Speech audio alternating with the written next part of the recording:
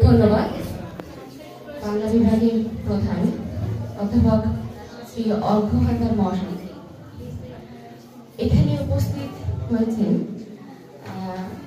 Shri doctor Sukhen বিশ্বাস মহাশয় এবং উপস্থিত এখানে সকল গবেষক, আমাদের ভারপ্রাপ্ত অধ্যক্ষা শ্রীমতী অপর্ণা রায় মহাশয় এবং উপস্থিত সকল শিক্ষক শিক্ষিকাবৃন্দ এবং আমার প্রিয় ছাত্রছাত্রী সবাইকে যথাযথ স্থানে আমার সম্মান, ভালোবাসা এবং শুভেচ্ছা জানিয়ে আজকের যে বিষয় বিজ্ঞাপনের ভাষা, সেই বিষয়টি প্রাসঙ্গিক একটা কবিতা, কবি শঙ্খ ঘোষের কবিতা মুখ ঢেকে যায় বিজ্ঞাপনে। একলা হয়ে দাঁড়িয়ে আছি তোমার জন্যই গলির কোণে, ভাবি আমার মুখ দেখাবো, মুখ ঢেকে যায় বিজ্ঞাপনে। একটা দুটো সহজ কথা বলবো ভাবি চোখের আড়ে, যৌন সেটা ঝলসে ওঠে বিজ্ঞাপনে রং বাহাবে। কে কাকে ঠিক কেমন দেখে বুঝতে পারা শক্ত খুবই, হারে আমার বাড়িয়ে বলা, হারে আমার জন্মভূমি। বিকিয়ে গেছে চোখের চাওয়া তোমার সাথে ওতপ্রোত, নিয়ন আলোয় পণ্য হলো যা কিছু আজ ব্যক্তিগত। মুখের কথা একলা হয়ে রইল পরে গলির কোণে, ক্লান্ত আমার মুখ শুধু ঝুলতে থাকে বিজ্ঞাপনে, ক্লান্ত আমার মুখ শুধু ঝুলতে থাকে বিজ্ঞাপনে। একটি রবি ঠাকুরের গান আমি পরিবেশন করব।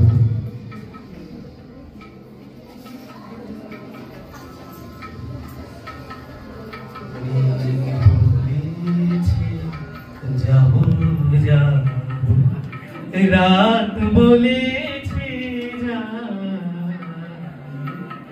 সাগর বলে ফুল মিলেছে, আমি তো না। মেঘ বলেছে যাব যাব, দুঃখ বলে রইনু চুপে, তাহার পায় চিহ্ন রূপে। দুঃখ বলে রইনু চুপে, তাহার পায় চিহ্ন রূপে। আমি বলে মিলায় আমি আর কিছু না চাই।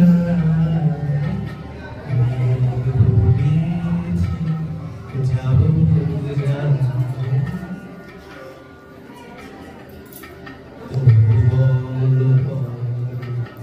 তোমার দরে আছে বড় মায়া। গগন বলে তোমার তরে লক্ষ দিতে যায়। প্রেম বলে যে যুগে যুগে তোমার লাগি আছি যে। প্রেম বলে যে যুগে যুগে তোমার লাগি আছি যে। মরণ বলে আমি তোমার জীবন তোরে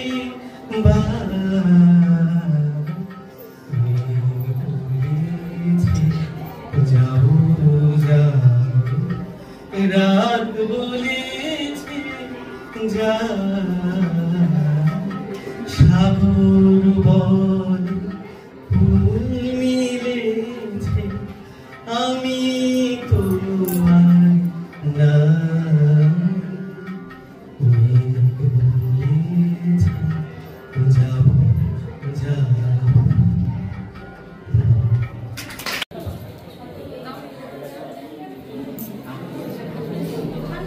আজকে দিনটি সত্যি প্রীতিলতা বন্দ্যোপাধ্যায় মহাবিদ্যালয়ের জন্য গর্বের একটি দিন। কারণ আমি যদি ভুল না হয়ে থাকি তাহলে আমরা এইভাবে ওনার মতো একজন জনপ্রিয় মানুষকে আজকে বক্তা হিসেবে পেয়েছি। তার আগে উপস্থিত সকলকে যথাযোগ্য সম্ভাষণ জানিয়ে আজকের এই কর্মশালার আনুষ্ঠানিক উদ্বোধন করার জন্য আহ্বান করছি। আজকে আমাদের মধ্যে উপস্থিত আছেন কল্যাণী বিশ্ববিদ্যালয়ের বাংলা বিভাগের প্রফেসর ডক্টর সুখেন বিশ্বাস মহাশয়, এবং ওনার এই উপস্থিতি আজকে আমাদের এই কলেজকে একটি অন্য মাত্রায় উন্নীত করল। কারণ আমাদের এই কলেজ একটি প্রান্তিক কলেজ হওয়া সত্ত্বেও একটি উদীয়মান কলেজ হিসেবে আমরা যখন বিশ্ববিদ্যালয়ে গুণী মানুষদের উপস্থিতি পাই তখন আমরা কলেজ হিসেবে শুধু নই, আমাদের ছাত্র ছাত্রী এবং আমরা প্রত্যেকে অনেক বেশি এই উপস্থিতির কারণে আমাদের পথ চলাকে আরো সহজ করার জন্য আমরা এগিয়ে যেতে পারি। আজকের এই বিশেষ এক দিবসীয় কর্মশালা যার অতি গুরুত্বপূর্ণ একটি বিষয় বাছা হয়েছে বিজ্ঞাপনী ভাষা। বিজ্ঞাপন বা অ্যাডভার্টাইজমেন্ট এটি মনে হয় আমাদের প্রত্যেকের জীবনে প্রতিনিয়ত আষ্টে পৃষ্ঠে জড়িয়ে আছে। আমরা হয়তো আজকের দিনে এমন কোনো পদক্ষেপ নিতে পারি না যেটা বিজ্ঞাপন ছাড়া হতে পারে। সাধারণভাবে আমরা যেগুলোকে গণমাধ্যম বলতাম বা আজকের দিনে যেগুলোকে আমরা সামাজিক মাধ্যম বলছি বা এখনকার বিভিন্ন যে ডিজিটাল প্ল্যাটফর্ম বলছি, এই সমস্ত কিছুর হাত ধরে হয়তো আরো বেশি আমরা বিজ্ঞাপনকে আমাদের জীবনে আরো বেশি করে জড়িয়ে ফেলছি। বিজ্ঞাপন আমাদেরকে অনেকখানি বিভিন্ন দ্রব্য সামগ্রী, খবরাখবর, বিভিন্ন বিষয় আমাদেরকে নানাভাবে উৎসাহ দেয়, নানাভাবে নতুন নতুন প্রবণতা সম্পর্কে আমাদের জ্ঞান বৃদ্ধি ঘটায়। এবং এই বিজ্ঞাপনের মাধ্যমে অনেক সময় আমরা এমন অনেক নতুন প্রবণতা, নতুন বিষয় সম্পর্কে অবগত হই যেটা বিজ্ঞাপন না থাকলে হয়তো সম্ভব হতো না। এমন অনেক অজানা তথ্য, এমন অনেক অজানা বিষয় যেগুলো হয়তো আমরা চার দেয়ালের মধ্যে শুধু থাকলে জানতে পারতাম না, সেটাই হয়তো কখনো বিলবোর্ডের আকারে হোক বা আমাদের কোনো ফেসবুক বা অন্য কোনো ইনস্টাগ্রাম বা অন্য কোনো জায়গা থেকে হোক, আমরা খুব সহজে চলে যাই, পৌঁছে যাই সেই সমস্ত অজানা তথ্য, অজানা জ্ঞান ভান্ডারকে উন্মোচন করার জন্য। আমি আজকে যেহেতু মূল বক্তা নই, আমি বেশি দীর্ঘায়িত করব না আমার বক্তব্য, কিন্তু একটি বিষয় বলতে চাই যে আজকের যে কর্মশালা আমি যতটুকু উপলব্ধি করছি, স্যার রয়েছেন, স্যার আমাদেরকে এই বিষয়ে তার জ্ঞান ভান্ডার তুলে ধরবেন। কিন্তু যেটুকু মনে হয় যে বিজ্ঞাপনের ভাষা এটা সত্যি খুবই প্রাসঙ্গিক এবং তাৎপর্য এই কারণে, যবে থেকে বিজ্ঞাপনের সূচনা, সেই সূচনা লগ্ন থেকে আজকে আমরা 17 নভেম্বরে উপস্থিত হয়েছি, বিজ্ঞাপনের ভাষাও কিন্তু বিভিন্ন সময় বিভিন্ন আঙ্গিকে বদলেছে। বিজ্ঞাপনের কিছু বিখ্যাত কিছু স্লোগান, কিছু ট্যাগলাইন যেগুলোকে বারবার আমাদের আকর্ষণ করে চলেছে। আমার কিছুদিন আগে বা একটু আগেও হঠাৎ মনে পড়লো, একটা সময় হয়তো স্যারের কাছে আমি একটু ক্ষমা প্রার্থী, আমার সময়ের নামটা ঠিক মনে নেই, কোন একটি বিজ্ঞাপনে আমরা দেখতাম দিল মাগে মোর, এই সব মানে কথাটা দিল মাগে মোর। আমি জানি না কজন এই ট্যাগলাইনের সাথে পরিচিত। স্যার কি শুনেছেন? শুনেছেন। তো তার মানে এই ধরনের চটকদার কিছু ভাষা, প্রয়োগ, কিছু উদ্ধৃতি, যেগুলো কোথাও না কোথাও কোনো একটা পণ্যকে, কোনো একটা দ্রব্যকে, কোনো একটা বিষয়কে আমাদের সামনে তুলে ধরতে সাহায্য করে। শুধু তাই নয়, এই বিজ্ঞাপনের হাত ধরে অনেক সময় আমরা কিন্তু অনেক মতামত তৈরি করতে পারি। সেটা ইতিবাচক হতে পারে, নেতিবাচক হতে পারে।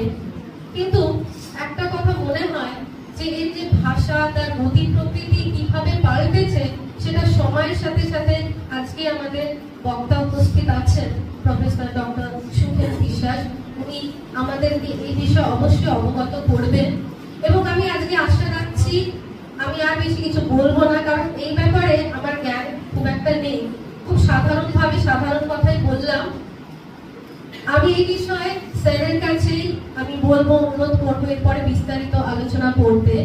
এবং আরেকটি বিষয় যেটা আমার মনে হয় যে আজকের আলোচনা থেকে শুধু ছাত্রছাত্রীরা যারা এই কক্ষে উপস্থিত রয়েছে তারা শুধু নয়, তার বাইরে যারা রয়েছে বা এরপরে যারা এই মুহূর্তে ঘরে না থাকার জন্য আফসোস করছো, তাদের উদ্দেশ্যে একটু বলে রাখি যে আজকে স্যারের যে বক্তব্য সেইটা আমরা রেকর্ড করে রাখবো এবং পরবর্তীতে আমাদের যে অফিসিয়াল ইউটিউব চ্যানেল রয়েছে সেখানে আমরা দিয়ে দেব, যাতে তোমরা প্রত্যেকে, মানে কেউ, এই বিজ্ঞাপন যেমন আমাদের জীবনের সাথে জড়িয়ে গেছে, ওনার এই মূল্যবান বক্তব্য যেন আমাদের জীবনে পরবর্তীতে জড়িয়ে যেতে থাকে পারে, সেই চেষ্টাটা আমরা করব। তাই যারা এই মুহূর্তে উপস্থিত হতে পারছো না কক্ষের ভেতরে, তাদেরকে আবারও বলছি যে তোমরা এটা নিয়ে মন খারাপ করো না, তোমরা ওনার বক্তব্য শুনতে পারবে, রেকর্ডিং আমরা তোমাদেরকে শেয়ার করে দেব।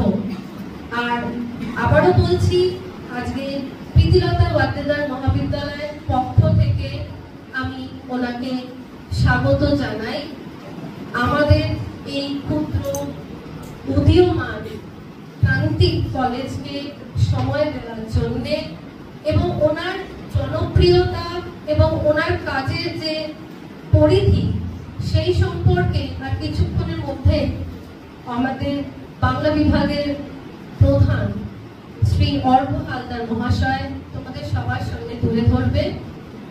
এবং তারই সাথে সাথে বলি, আজকে এই কর্মশালা খুব সুন্দরভাবে এগোচ্ছে এবং খুবই আমাদের জন্য গ্রহণযোগ্য হবে এবং প্রাসঙ্গিক হবে, এই বলেই আমি আবারও উপস্থিত ডক্টর সুখেন বিশ্বাস মহাশয় এবং আগত যে সকল গবেষকরা রয়েছেন প্রত্যেককে আমাদের কলেজের পক্ষ থেকে অভিনন্দন জানাই, শুভেচ্ছা জানাই।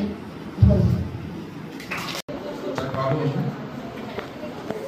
প্রীতিলতা ওয়াদ্দেদার মহাবিদ্যালয়ের সঙ্গে আমার যোগ 2008 থেকে।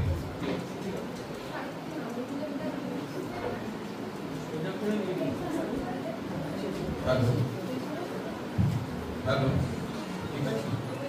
হ্যালো 2008 থেকে। তার কারণ প্রীতিলতা ওয়াদ্দেদার 2007 সালে প্রতিষ্ঠা হয়। তখন একটি হাই স্কুলের ক্লাস, জায়গাটার নাম বোধ হয় বস্তা। তো আমরা কল্যাণী বিশ্ববিদ্যালয় থেকে এসেছিলাম ইন্সপেকশন করতে যে এই বিশ্ববিদ্যালয়, এই কলেজে বাংলা অনার্স দেয়া যাবে কিনা বা বাংলাকে পাশের সাবজেক্ট করা যাবে কিনা তার ইন্সপেকশন। তো তখন যখন এসেছিলাম তখন কলেজটা কিছুই ছিল না, সেই রকম ফর্ম ছিল না, বই ছিল না। বোধহয় আপনি ছিলেন তখন? আপনি ছিলেন না? আচ্ছা, যাই হোক, তো আমরা বিবেচনা করেছিলাম যে এই কলেজটাই বাংলা দেয়া হোক এবং অনার্স এবং পাশের বাংলা দেওয়া। সেই পরিপ্রেক্ষিতে বিশ্ববিদ্যালয়ের ভাইস চ্যান্সেলরের কাছে আমরা আবেদন রাখি এবং বাংলা এখানে স্বমহিমায় চালু হয়। এখন এখান থেকে পাশ করে ছাত্রছাত্রী কল্যাণী বিশ্ববিদ্যালয় সহ বিভিন্ন বিশ্ববিদ্যালয়ে বাংলা, এবং সেই যে যোগটা যে অক্ষুণ্ণ। আমাদের দুজন ছাত্র ছাত্রী এখানকার বাংলার অধ্যাপক, একটি হচ্ছে অর্ঘ হালদার আর একটি পালবিতা রায় কন্যা সরকার। এরা দুজন বাংলাকে সামলায়, দুজনই অধ্যাপক। তো এটির একটি আমাদের বড় যোগ। যাই হোক, আমাদের আলোচনা বিজ্ঞাপনী ভাষা। ম্যাডাম একটু আগেই শঙ্খবাবুর একটি কবিতা আবৃত্তি করছিলেন, কবিতাটির নাম হচ্ছে মন ভেঙে যায় বিজ্ঞাপন। শঙ্খবাবু বোধহয় কিছুটা ভুল লিখেছে, অথবা লিখে উঠতে পারেন। আমাদের মুখ নয়, শরীর মন সব থেকে গেছে। ট্রেন, বাস, খবরের কাগজ, টিভি, পেপার, ইউটিউব, বা সামান্য যদি আমরা ফেসবুকেও স্ট্যাটাস দিই, তবুও আমরা লক্ষ্য করি যে কোথা থেকে বিজ্ঞাপন চলে আসছে। এখন খবরের থেকে, সাহিত্য থেকে মানুষ বিজ্ঞাপনকে গ্রহণ করে কেন? কারণ আপনি যদি বাজারে যান, বাজারে গিয়ে যদি বলেন যে আমাকে একটি মুনলাইট সার্ফ দিন, সানলাইট সার্ফ দিন, হয়তো দোকানদার আপনাকে বললো সানলাইট সার্ফ তো নেই, তার থেকে একটি ভালো সার্ফ এসছে মুনলাইট, আপনি কিন্তু নেবেন। কেন নেবেন না? আপনার প্রথম মনে আসবে ওই তো আমি নামই শুনি, খবরের কাগজে না, টিভিতে না, রেডিওতে না। এই যে বারবার নাম শোনা বা চোখে দেখা, অনুভব করা, এটি কখন আমাদের সেই চণ্ডীদাসের পদের মতো সই কেবা শোনা এলো শ্যামনাম, কানের ভিতর দিয়া মরমে পশিল গো আকুল করিল মোরটা। বিজ্ঞাপনটা ঠিক সেই শব্দের বেড়া জাতি, তথ্য এবং নান্দনিকতায় আমাদের জীবন এবং মনকে বিজ্ঞাপন আকৃষ্ট করে। তাহলে বিজ্ঞাপন মানে কি? বিশেষভাবে জ্ঞাপন, বিশেষভাবে জানা। পাঠক, শ্রোতা, দর্শক। আমরা কিছুক্ষণ আগে একটি ট্রেনে আসছিলাম, গেলে লোকাল একটি জায়গায় ছোট্ট একটি বিজ্ঞাপন, এটা বোধহয় যারা ট্রেনে চলে তারা সবাই জানে। কি বিজ্ঞাপন লেখা রয়েছে দেখলাম, 3 মিনিটে বশীকরণ। আমাদের শিক্ষক ছাত্রছাত্রীকে বশ করতে যায়, আবার শিক্ষক বসকে বশ করতে চায়, বন্ধু বান্ধবীকে বশ করতে চায়, বান্ধবী বন্ধুকে বশ করতে চায়। তো এই রীতি যুগ যুগ ধরে চলে আসছে এবং আরো চলবে। কিন্তু যদি কোথাও কোনো বিজ্ঞাপনে দেখে 3 মিনিটে বশীকরণ, তখন কিন্তু আমরা ঠিক থাকতে পারি। গেলাম ওঝার কাছে, গেলাম জ্যোতিষীর কাছে, কিছু তাবিজ দিল, কিছু পাথর দিল এবং বলল আপনার মনোবাঞ্ছা পূর্ণ। আদৌ কি মনোবাঞ্ছা পূর্ণ হয়? যদি হতো তাহলে জ্যোতিষী কেন ওই আমটি আর ওই পাথর আর ওই গাছের শেকড় নিয়ে বসে থাকতেন না? তাহলে তো তিনি পড়ে থাকতেন, তিনি তো সবাইকে হাতে আংটি পরে বা মাজায় একটা গাছের শেকড় পরে বসে থাকতেন। কারণ তিনি অন্যকে দিচ্ছেন বশ করবার জন্যে, কিন্তু নিজে ওখানে বসেছেন। তাহলে এই যে 3টি শব্দ 3 মিনিটে বশীকরণ, অর্থাৎ 1 বছর 2 বছর 5 বছর ধরে বশ করতে পারছি না।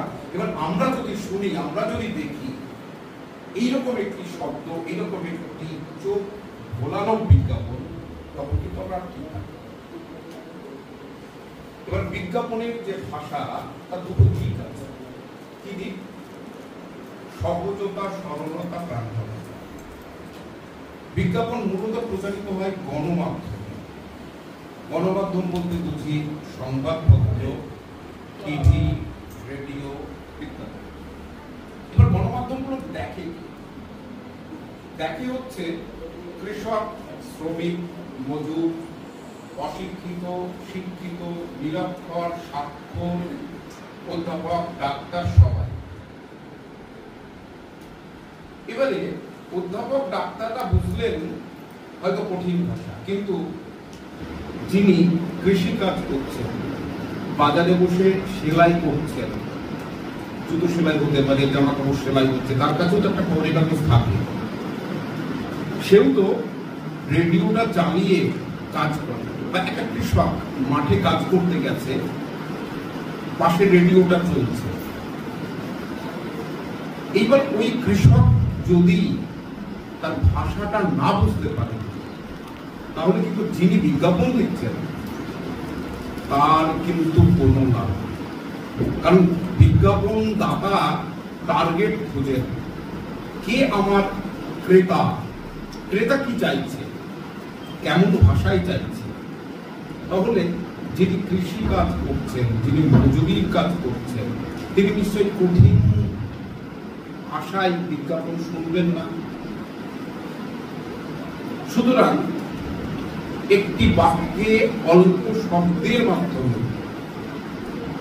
অন্যকে কতটা আকর্ষণীয় করা যায়, সেটাই থাকে তাদের মুখ্য, একদম মুখ্য। আমাদের ছোটবেলা থেকে দেখে আসছি, আমরা পুজোর এলে জামা কাপড় পরি নতুন, কিন্তু এক সময় জুতোর চল ছিল না, কিন্তু এখন সবাই জুতো পরে। পুজোর এলে নতুন জামা, নতুন প্যান্ট বা শাড়ি বা সালোয়ার, এবং এটা কোথা থেকে এলো জানেন? দেখবেন পাটায় বিজ্ঞাপন থাকে, পুজোই চাই নতুন। বাটা কোম্পানি ভারতবর্ষের সর্বপ্রথম, বিশেষ করে ওয়েস্ট বেঙ্গলে, এরকম একটি বিজ্ঞাপন, যে পাঠক, দর্শক বা শ্রোতার কানে যদি এটি ঢোকানো যায়, পুজোই চাই নতুন জুতো, বা আপনারা কেউ জামা কাপড় কিনতে যাচ্ছেন একটি বাটার দোকান, সেখানে লেখা রয়েছে পুজোই চাই নতুন, তখন কিন্তু প্রথমেই মনে হবে, তাই তো, একটা জুতো কিনলে তো হয়। এই যে একটা জুতো কিনলে হয়, এই ভাবতে ভাবতে ভাবতে ভাবতে আজকে পুজো মানেই নতুন জামা প্যান্ট, শাড়ি, গয়না এবং একটি। আপনি যদি কখনো শাড়ির দোকানে যান বা প্যান্ট শার্ট পিসের দোকানে যান, তখন দেখবেন অনলি বিমল। কেন? এই দুটো শব্দতে তারা কেন করবে? অনেক কোম্পানি আছে, রিলায়েন্স আছে, সীতারাম আছে, ময়ূর আছে, রেমন্ড আছে, কিন্তু বিমলের বিজ্ঞাপন কিন্তু দুটো শব্দ, অনলি বিমল। আসলে ওই দুটো শব্দ দেখে আমাদের মনের মধ্যে এমন একটি ভাবের উদয় হবে, বিমল ছাড়া যেন কিছু কেনা যাবে না, সে শাড়ি হোক বা যাই। তাহলে সহজতা, সরলতা এবং প্রাঞ্জলতা হচ্ছে বিজ্ঞাপনের মধ্যে। আমি বাংলায় বিজ্ঞাপন দেব, কিন্তু বাংলার মধ্যে যে শুধু বাংলা শব্দই থাকবে তা কোনো মানে নেই। আমাদের টার্গেট হচ্ছে ওই কৃষকটা, ওই শ্রমিকটা বাংলা ছাড়াও কোন শব্দ বুঝছে, হিন্দি বুঝতে পারে, ইংরেজি বুঝতে পারে। তবে ওই হিন্দি, ইংরেজি, আরবি, ফার্সি যাই হোক না কেন, বিজ্ঞাপনী ভাষাটা কিন্তু সেই অনুকূলে তৈরি করতে হবে। কারণ একটি পণ্য শুধুমাত্র একজন অধ্যাপক বা শিক্ষক বা ডাক্তার কেনেন না, কেনেন কৃষক, শ্রমিক, মজুর। বলে আমার বিক্রি করাটাই যদি মুখ্য লক্ষ্য হয়, তাহলে সহজ, সরল, প্রাঞ্জল শব্দ ব্যবহার করবার মধ্যে দিয়ে বিজ্ঞাপনের সার্থকতা লুকিয়ে রয়েছে। রবিবারের বিজ্ঞাপন সকলে দেখে, এখানে যারা মেয়েরা আছে তারাও দেখে, যারা বিবাহযোগ্যা বা বিবাহযোগ্য বা তাদের বাবা মাও দেখে। আপনারা আনন্দবাজার পত্রিকা সহ বর্তমান পত্রিকা, বিভিন্ন পত্র পত্রিকায় পাত্রপাত্রী বিজ্ঞাপন নিশ্চয়ই দেখেছে। একটি শব্দ বাড়বে 450 টাকা বাড়বে, হয়তো 4 লাইনের দাম হচ্ছে 4,000 টাকা বা 6,000 টাকা। একটি শব্দ কমিয়ে দিলেন, 1,000 টাকা কমে গেল। তাহলে শব্দ ঠিক রেখে বিজ্ঞাপনী ভাষা তৈরি। আমি একটু উদাহরণ, একটি মেয়ে হয়তো বিজ্ঞাপন দিচ্ছে, তো গেল সেখানে আনন্দবাজার দপ্তরে বা প্রতিদিনের দপ্তরে বা তাকে একটা ফর্ম দেওয়া হয়, ফর্মে লিখতে হয় সেই মেয়ের বিবরণ। হয়তো তার বয়স 24/5 ফুট শব্দটি লেখা যাবে না, 7 ইঞ্চিও লেখা যাবে না। 5-এর উপরে একটা দাগ, 7-এর উপরে 2, তার মানে আপনার বর্ষা, স্লিম, এখানে তন্নি শব্দটা ব্যবহার করা যায়, কিন্তু মানুষ তন্নি শব্দটা থেকেও বেশি প্রেফার করে স্লিম শব্দ। তাহলে স্লিম হয়তো এমএ পাস বা পিএইচডি বা এমএসসি পাত্রী সর্ব চা, মানে সরকারি চাকরি লিখলেই লাইন বেড়ে যাবে। বা অ ডা ই ডাক্তার অথবা অধ্যাপক অথবা ইঞ্জিনিয়ার, পাত্র কাম, বক্স নাম্বার। এই বিজ্ঞাপনগুলো খেয়াল করবেন, এই বিজ্ঞাপনের মধ্যে কিন্তু কোনো কমা, দাড়ি, সেমিকোলন, কোলন, ড্যাশ নেই। আর জোরালো বিজ্ঞাপনের একটি বড় হাতিয়ার ক্রিয়াপদহীনতা। বিজ্ঞাপনে ক্রিয়াপদ থাকে না। ক্রিয়াপদ একটি বাক্যকে দুর্বল করে দেয়। আমরা যখন কথা বলি তখন দেখবেন যারা ভালো বলেন ক্রিয়াপদের ব্যবহার তারা খুব কম করে। তার কারণ ক্রিয়াপদহীনতা একটি বস্তুকে, বিষয়কে পাঠক, দর্শক বা শ্রোতার সামনে দ্রুত উপস্থাপন। আমি দু একটা উদাহরণ দিচ্ছি। নেপালে এখন না, বহুদিন আগে একটি ঘটনা ঘটেছিল, রাজ পরিবারের একটি ঘটনা। আপনাদের হয়তো অনেক যারা রবীন্দ্রনাথের মনে আছে। নেপালের রাজধানী কাঠমান্ডু। তো আনন্দবাজার পত্রিকা সেই দুর্ঘটনাটি, রাজ পরিবারে যেহেতু দুর্ঘটনা ঘটেছিল, তার হেডলাইনটা করলো এইরকম ভাবে, যজ্ঞ কাণ্ড কাঠমান্ডু। কেন এই 3টে শব্দ দিল? কারণ পাঠকদের কাছে, শ্রোতাদের কাছে এই 3টি শব্দ বহুদিন আগে পরিচিত। সত্যজিৎ রায়ের সূত্র ধরে সত্যজিৎ রায় একটি উপন্যাস লিখেছিলেন, যজ্ঞ কাণ্ড কাঠমান্ডু। আমি 1-2 করে বলে যাচ্ছি। সুতরাং যখনই খবরের কাগজে পরের দিন দেখলো যত কাণ্ড কাঠমান্ডুতে, তখনই কিন্তু পড়া শুরু করলো। 2, হেমন্ত মুখার্জি মারা গেলেন। হেমন্ত মুখার্জি যে গানটি গেয়ে সব থেকে বেশি বিখ্যাত হয়েছিলেন, সেটি হচ্ছে দিনের শেষে ঘুমে বসে, রবীন্দ্রনাথের গান। রবীন্দ্রনাথের গান হেমন্ত মুখোপাধ্যায়ের আগে অনেকে গিয়েছেন, কিন্তু সাধারণ পাবলিকের কাছে যিনি পৌঁছেছেন তিনি হেমন্ত মুখোপাধ্যায় মারা গেলেন। আনন্দবাজারে তার পরের দিন ছাপলো 1990 কিংবা 91, আমার এক্ষুনি মনে পড়ছে না, ভাগ্য মাসে মারা গিয়েছিলেন। তো আনন্দবাজার তার শিরোনাম করল ঘুমের দেশে হেমন্ত। তার কারণ শ্রোতা বন্ধুর কাছে হেমন্ত পরিচিত হয়েছিল প্রথম রবীন্দ্রনাথের গান গেয়ে দিনের শেষে। এটি তার বিয়ের শুরু। কিছুদিন আগে আপনারা জানেন শান্তিনিকেতনে নোবেল চুরি হল, তার কোনো পরিকিনারা হয়। আনন্দবাজার 8 কলম জুড়ে তার শিরোনাম করল চুরি হয়ে গেল রবি কোষে। এই রবি কোষ শব্দটা রবীন্দ্রনাথের লেখায় আছে। এরা কারা করে? আপনিও করতে পারেন, কিন্তু করবার আগে শিখতে হবে পাঠক যখন সকালবেলা খবরের কাগজ নিয়ে বসে পুরো খবর পড়বার তার সময় নেই, পুরো খবর দেখারও সময় নেই। কি দেখার সময় আছে? দেখার সময় আছে শিরোনাম। শিরোনাম আকর্ষণীয় যদি হয় পাঠক পড়বে, শিরোনাম আকর্ষণীয় যদি না হয় পাঠক পড়বে। আর এই শিরোনামের মধ্যেই রয়েছে ক্রিয়াপদগুলো। দেখবেন কোন শিরোনামে শেষে দাঁড়িয়ে নেই, খুব জোর মাঝে একটি কমা থাকতে পারে, কিন্তু কোথাও দাঁড়িয়ে নেই। কেন দাঁড়িয়ে নেই? দাঁড়িয়ে নেই তার কারণ হচ্ছে ওই শিরোনামের মধ্যে একটা বিরতিহীনতা বোঝানোর জন্য, এর জন্য শিরোনাম। আমার একটি বিজ্ঞাপন খুব ভালো লেগেছিল, বিজ্ঞাপন নয়, একটি শিরোনাম।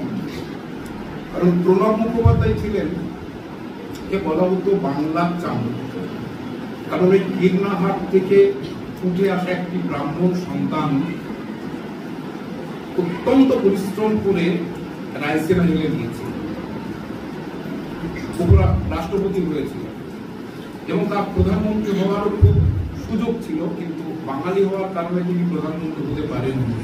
তিনি যখন মারা গেলেন, একটি পত্রিকা, সেটা তুলনামূলকভাবে আনন্দবাজার থেকে একটুখানি কম, যুগ সংখ্যক, তারা শিরোনাম করল অবসান হলো প্রণব যুগে। কেন এরকম নাম? কেন? আমরা বলি রবীন্দ্র যুগ বলি, আমরা বলি গুপ্ত যুগ বলি তো এগুলো ঠিক সেই রকম ভাবে প্রণব মুখোপাধ্যায় যেভাবে আমাদেরকে চালনা করেছেন, বাঙালিদের শ্রেষ্ঠত্বকে নিয়ে এসেছেন, তাই প্রণব একটি যুগ হিসাবে একটি পত্রিকা।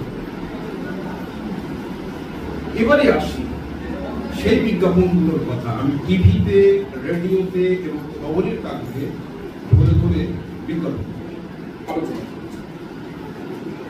রেডিও, আমরা রেডিওর স্বর শুনতে পারি, খবরের কাগজের মতো পড়তে পারি, এবং মুহূর্তের মধ্যে হয়তো 30 সেকেন্ড 15 সেকেন্ড মুহূর্তের মধ্যে সেটি আমাদের কান থেকে। তাহলে ওর বিজ্ঞাপনটা কোথায় কাজ করছে? ওর বিজ্ঞাপনটা কাজ করছে একটু স্বর ক্ষেপণ এবং স্পষ্ট উচ্চারণ। আগে বেতারের মাধ্যমে বাঙালিদের শিক্ষিত করা হয়। রেডিওতে একটি ভুল উচ্চারণ হলে যিনি অ্যানাউন্সার, তাকে প্রডিউসার অথবা প্রোগ্রাম এক্সিকিউটিভ ডেকে বুঝিয়ে দিতেন, আপনি ভুল উচ্চারণ করেছেন, এই উচ্চারণটা সারা জায়গায় পৌঁছে যাচ্ছে, সুতরাং মানুষ এই ভুলটা শিখবে। হয়তো তার শাস্তি সমেত সাসপেন্ড হতে পারে বা ইত্যাদি হতে পারে, কিন্তু এখন তার সেই বাঁধনটা নেই। এখন আমি বা আপনি সোশ্যাল সাইট যা ইচ্ছে তাই নেই, তার সত্যতা বিচার নেই, তার ভাষা বোধ নেই, ভাষা জ্ঞান নেই। তাহলে কি নির্ভর করে? সঠিক উচ্চারণ এবং স্বর ক্ষেপণ। তাহলে স্বর ক্ষেপণ মানে গলার নামানো এবং কথা। এর জন্যই কিন্তু আমি বা আপনি সকাল থেকে রেডিওতে কান দিয়ে বসে থাকি। রেডিওতে লক্ষ্য করে দেখবেন, কখনো অ্যানাউন্সার রেডিওতে বা টিভিতে কানা বলে, ওরা বলে, কারণ এগুলো, এই সমস্ত শব্দ ওই ধরনের মানুষটি শুনে আঘাত পেত। তাই ওরার বদলে বলবে বিকলাঙ্গ, কানার বদলে বলবে অন্ধ, আর যিনি কালা, শুনতে পান না, তার বদলে বলবে বলবে, বা যে কথা বলতে পারে না, বোবা। এই শব্দটা একটু যাদেরকে বলা হচ্ছে তাদের একটু মানসিক আঘাত আনতে পারে। এই জন্য রেডিওর কর্মকর্তারা বধির শব্দটা বলে থাকে।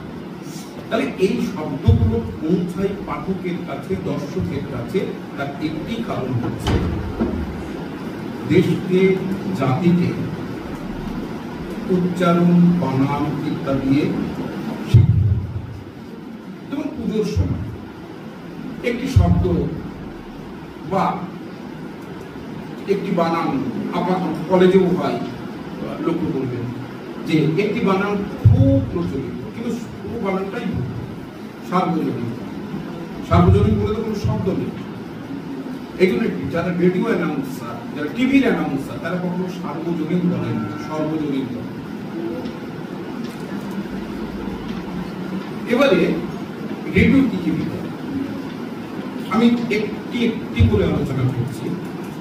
ছোটবেলায় 80-র দশকে আপনারাও শুনেছেন, সকালবেলা যখন অনুষ্ঠান হতো তখন আমরা শ্রাবন্তী মজুমদারের কণ্ঠে একটি বিজ্ঞাপন শুনতাম, সুরভিত অ্যান্টিসেপ্টিক ক্রিম বলে। আপনারাও শুনেছেন। অসাধারণ শব্দ সংগ্রহ এবং সুর মাধুর্যে ভরা শ্রাবন্তী মজুমদারের কণ্ঠ। আমি এই 4টি শব্দ বিশ্লেষণ করছি। সুরভিত মানে সুগন্ধিত, অ্যান্টিসেপ্টিক যা একটি ওষুধের ফর্মুলায় যেটা, এবং ক্রিম বোরোলিন, ক্রিম যার মধ্যে একটা শব্দের মধ্যে একটা আভিজাত্য বোধ আছে, কিন্তু ওটি ওই বোরোলিনটা যেমন ক্রিম, আপনি যদি ওটাকে বলেন মলম ক্ষতি নেই, কিন্তু যিনি বিজ্ঞাপন তৈরি করলেন তিনি মলম বললেন ক্রিম। কারণ ক্রিমের সঙ্গে আমাদের বাঙালিরা যারা প্রসাধনী ব্যবহার করেন তার সঙ্গে একটি যোগ আছে। আর যখনই আপনি মলম শুনবেন তখনই তার মধ্যে একটা অশ্রদ্ধা, অনভিজাত্য প্রকাশ করে। ও মলম লাগিয়েছে। মলম কোথায় বিক্রি হয়? ট্রেনে বিক্রি হতে পারে, বাজারে বিক্রি হতে পারে, হাটে বিক্রি হতে পারে, কিন্তু ক্রিম বিক্রি হয়। তাই অভিজাতদের ভাবে কিছু সুরভিত অ্যান্টিসেপ্টিক বোরোলিন ক্রিম বললেন না, ক্রিম বললেন, যাতে একটি সুর সংযোজনা করবার জন্য এটি পাঠকের কাছে, দর্শকের কাছে, শ্রোতার কাছে পৌঁছে। এবং যারা এই ক্রিমটির মালিক, তারা জিবি ফার্মাসিউটিক্যালস, ভারতবর্ষ তাদের জায়গা হয়, বাঙালিকে গোপাল দাস, তারা নেপাল থেকে, কাঠমান্ডু থেকে এই প্রোডাক্টটা তৈরি করেছে, করে সারা ভারতবর্ষে ছড়িয়ে। এবং আমরাও খুব কেটেছে, একটু কেটেছে বোরোলিন। আসলে এই বোরোলিন দেওয়াটা হঠাৎ করে কিন্তু আসেনি। ওই শ্রাবন্তী মজুমদার রেডিওতে, টিভিতে শুনতে শুনতে শুনতে, শুধু শুনতে শুনতেই নয়, তার যে উপকারিতা, সেই উপকারিতা পেতে পেতে পেতে পেতে আমাদের চাল ডালের মতোই, জামা কাপড়ের মতোই অবশ্য সঙ্গী হয়েছে। এই আপনি যদি আমার ব্যাগ খোঁজেন তাহলে কিন্তু একটা অভিজ্ঞতা এইরকম ভাবুন যে কিভাবে ছড়িয়েছে এই বোরোলিনকে দেখে। পরবর্তীকালে হলো বড় ক্যালেন্ডোলা, বড় প্লাস, কিন্তু বড় শব্দটা ওরা ছাড়তে পারছে না। কেন পাচ্ছে না? কারণ ওটা এমন ভাবে পাঠক দর্শকের কাছে ছড়িয়ে গেছে, ওরা ছাড়তে পারছে। এবার যদি নতুন নাম দেয়, যারা তৈরি করছে তারা ভাবছে নতুন নাম তারা কি পাঠক দর্শক কি গ্রহণ করবে? সুতরাং বড় শব্দটা, বড় প্লাস, বড় ক্যালেন্ডোলা, কিন্তু কোথায় বড় প্লাস, বড় ক্যালেন্ডোলা? এখনো অভিজাতদের ঘরে ঘরে বোরোলিনই। উত্তম কুমার মোটরসাইকেল চালাচ্ছেন, পিছনে কোয়েল মল্লিক, সত্যজিৎ রায় গাড়ি চালাচ্ছেন, পাশে শ্রীদীপ মুখার্জি বসে।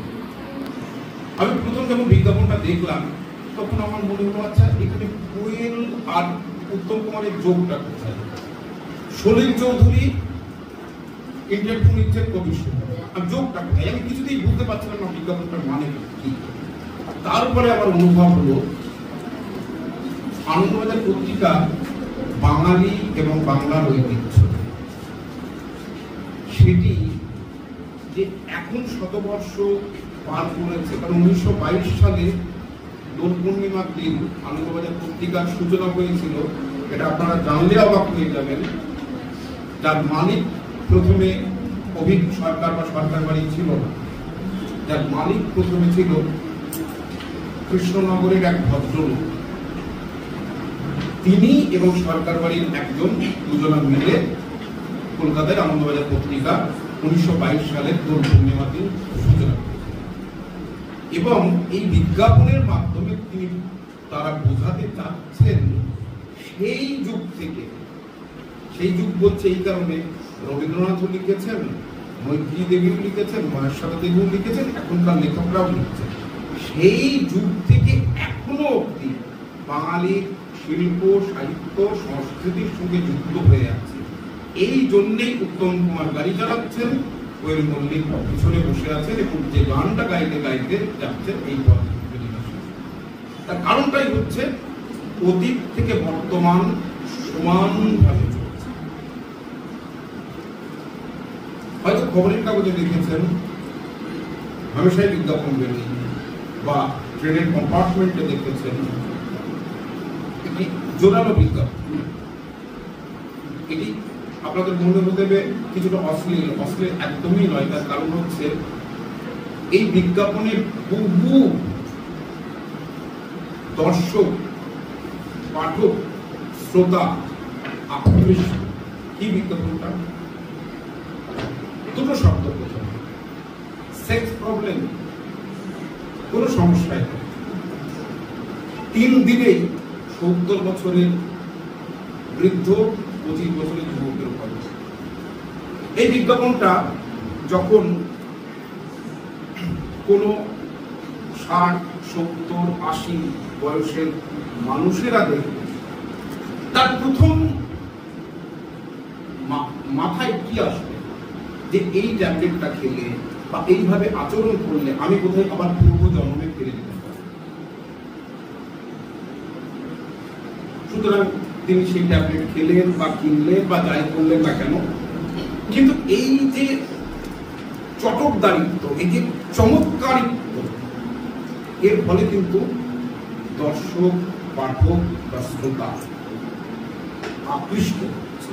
আর আকৃষ্ট হওয়ার জন্য যিনি তৈরি করছেন তিনি কিন্তু মুনাফা লাভ করছেন এবং সেটি কিন্তু আস্তে আস্তে আস্তে আস্তে ছড়িয়ে পড়ছে। কিছু বিজ্ঞাপন আছে খুব শিক্ষামূলক। কারণ কলকাতাকে জানি আমরা, কলকাতা বৃহত্তম নগরী, মহানগরী, মিটিং মিছিলে সবসময় পরিপূর্ণ থাকে। আনন্দবাজারে একটি বিজ্ঞাপন লক্ষ্য করবেন, খুব সুন্দর বিজ্ঞাপন, আমার খুব ভালো লাগে। শব্দ থাকুক পাতায়, পরের লাইন শহর হোক সাগর। এখানে শব্দের ডেফিনিশন দুটো, একটি সাউন্ড আর একটি ওয়ার্ড। যে সাউন্ডটাই কোলাহল হচ্ছে কলকাতা জুড়ে, সবসময় তো মিটিং মিছিল বিক্ষোভ, তাহলে সেটি শব্দ, সেটি সাউন্ড। আনন্দবাজার বিজ্ঞাপন দিচ্ছে শব্দ থাকুক পাতায়, মানে আপনারা যেটা করছেন সেটি পাতায় নিয়ে আসুন, লিখিত আকারে আসুন, সহজ সাগর। আরেকটি বিজ্ঞাপন খুব ভালো লেগেছে। সেই বিজ্ঞাপনটা হচ্ছে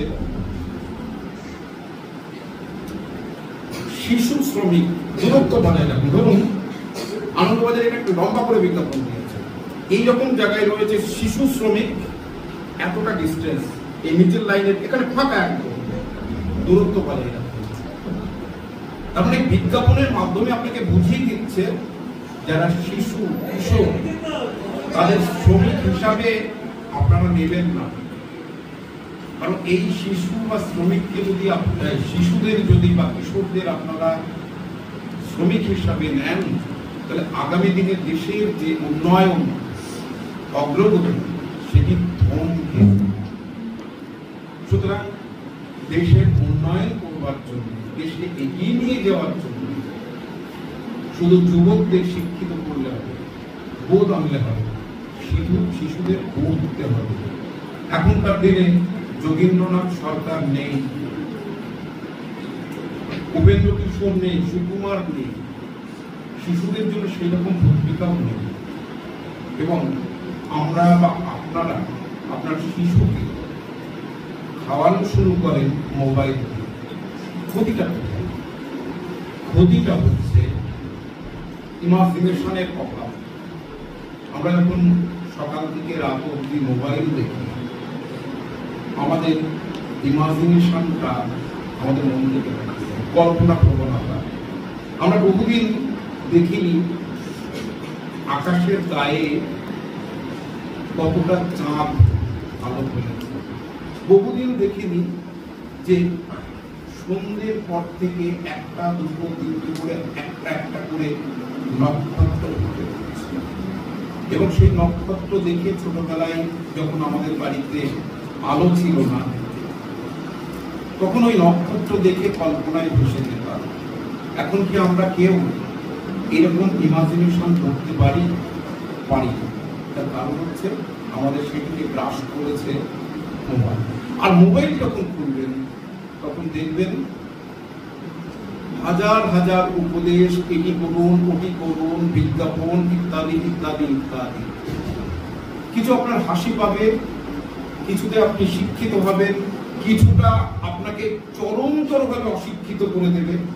এবং এই চরমতরভাবে যেটা অশিক্ষিত করবে দেখবেন সেটাই আপনার বারবার টানছে, স্ক্রল করে আপনি সেটাই টেনে নিয়ে আসবেন, সেটাই দেখতে চাইবেন। আর এই দেখতে চাওয়াই যে জিনিসটা ক্ষতি হচ্ছে, ভাষার ক্ষতি। যে ভাষা রবীন্দ্রনাথের বাংলা, বুদ্ধদেব বসুর বাংলা, যারা বুদ্ধদেব বসুর কবিতা পড়েছেন এবং তিনি যখন কবিতা পত্রিকাটা সম্পাদনা করতেন বা জীবনান্ত যে কবিতাগুলো লিখেছেন, যে বাংলা, সেই বাংলাটা আমাদের থেকে আপনাদের মনে হতে পারে তাহলে কি যে বাংলাটা আছে এটাই থাকবে? একদমই না। কারণ ল্যাঙ্গুয়েজ সবসময় এক জায়গায় থাকে। খ্রিস্টীয় 10ম শতকে যে চর্যাপদ লেখা হয়েছিল, সেই চর্যাপদের ভাষা কিন্তু আমরা এখন কথা বলি না। আপনাকে যদি কেউ জিজ্ঞেস করে কিরে কেমন আছিস, আপনি হয়তো উত্তর দেবেন বিন্দাস আছে। বা কাউকে কেউ আপনার সাথে খুনসুটি করছে, আপনি বেশি খিল্লি করিস না তো। এই যে খিল্লি, বিন্দাস, বহু শব্দ বাংলা ভাষায় ঢুকে যাচ্ছে এবং সেটা বিজ্ঞাপনের হাত ধরে ঢুকে যাচ্ছে। ঠিক আছে, একটু বসে।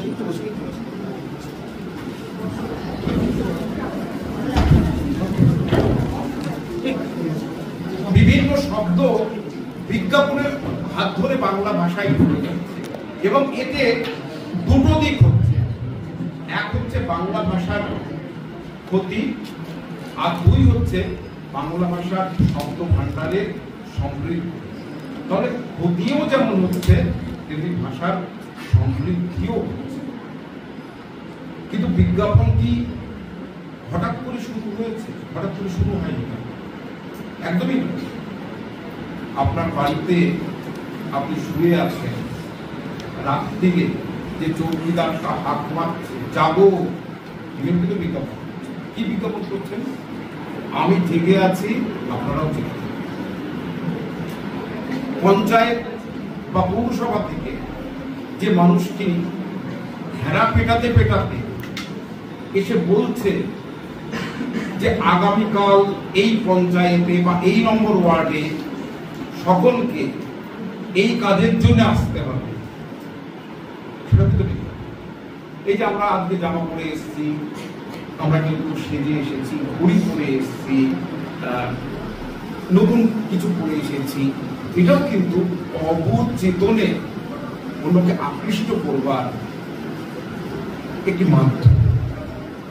বা আমরা যখন বই লিখি বা আমরা অনেকে বলি যে আমি কোনো লোক দেখাতে চাই না, এই যে লোক দেখাতে চাই না এই বলার মধ্যেও অন্যকে আকর্ষণ করবার একটি বিষয়টা রয়েছে। কারণ কি, শঙ্খ ঘোষ যে কথাটা বলেছিলেন, মুখ থেকে বিজ্ঞাপনে না, আমাদের শরীরটা মনটা পুরোটাই বিজ্ঞাপনে ঢেকে গেছে। সকালবেলা খবরের কাগজ পড়বেন, যে কাগজে দেখবেন বিজ্ঞাপন কম, আপনি ধরে দেবেন সেই কাগজকেও পড়েন। যত বিজ্ঞাপন সেই কাগজ পাঠক তত পড়ে। কেন? যারা বিজ্ঞাপন দেয় তারা মাল্টিন্যাশনাল কোম্পানি বা সাধারণ পাঠক, সাধারণ মানুষ। তারা কি দেখে? আমি এই বিজ্ঞাপনটা দেখছি কত শ্রোতার কাছে, পাঠকের কাছে বা দর্শকের কাছে পৌঁছাচ্ছে। যদি বেশি না পৌঁছাই তাহলে আমাদের স্বার্থ সিদ্ধি হবে। কিন্তু মনে রাখতে হবে বিজ্ঞাপনের মূলেই আছে সহজতা, সরলতা, প্রাঞ্জলতা। তিনি আমাদের সম্মুখে আজকের এই বিজ্ঞাপনী ভাষা সম্পর্কে উপস্থাপন করলেন। অসংখ্য ধন্যবাদ তিনি। এরপর আজকের পরের অধিবেশন পারমিতা সরকার কৃতজ্ঞতা জ্ঞাপন করবেন প্রত্যেককে। পারমিতা সরকার।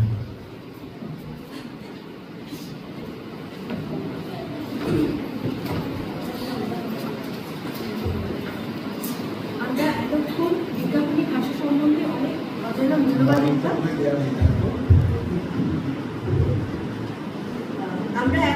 বিজ্ঞাপনী ভাষা সম্বন্ধে অনেক অজানা মূল্যবান কথা শুনলাম আমাদের প্রিয় স্যার অধ্যাপক সুখেন বিশ্বাস প্রফেসর কাছ থেকে। তার বক্তৃতা এতটাই আমাদের কাছে মধুর লেগেছে যে রবীন্দ্রনাথের কথা শুনে আমাদের ইচ্ছা করে শেষ হয়েও হইল না শেষ, কিন্তু শুরু হলে তার একটা ইতি থাকবে। তাই আজকের অনুষ্ঠান এখানেই শেষ হচ্ছে এবং সর্বোপরি মানে এই অনুষ্ঠানটার প্রধান বক্তা হিসাবে তার উপস্থিতি আমাদের মাঝে মানে এতটাই মূল্যবান যে আমরা তবুও তার শেষ পর্যন্ত আমরা তাকে ধন্যবাদ জানাচ্ছি এবং এই অনুষ্ঠানটার সমাপ্তি ঘোষণা করা হচ্ছে। এবং তারপরে আমরা ধন্যবাদ জানাতে চাই আমাদেরই এই কলেজের ভারপ্রাপ্ত অধ্যক্ষা অপর্ণা রায় মহাশয়কে, যিনি আমাদের সঙ্গে হাজারো কাজের মধ্যে এবং ব্যস্ততার মধ্যেও সময় বের করে আমাদের সঙ্গে এই অনুষ্ঠানটা সহযোগিতা করেছেন। এবং তারপরেই আমরা ধন্যবাদ জানাতে চাই আমাদের বিভাগীয় প্রধান অর্ঘ স্যারকে, যিনি খুব স্বল্প সময়ের মধ্যে অক্লান্ত পরিশ্রম করে এবং উদ্যোগ নিয়ে এই অনুষ্ঠানটা সহযোগিতা করেছেন।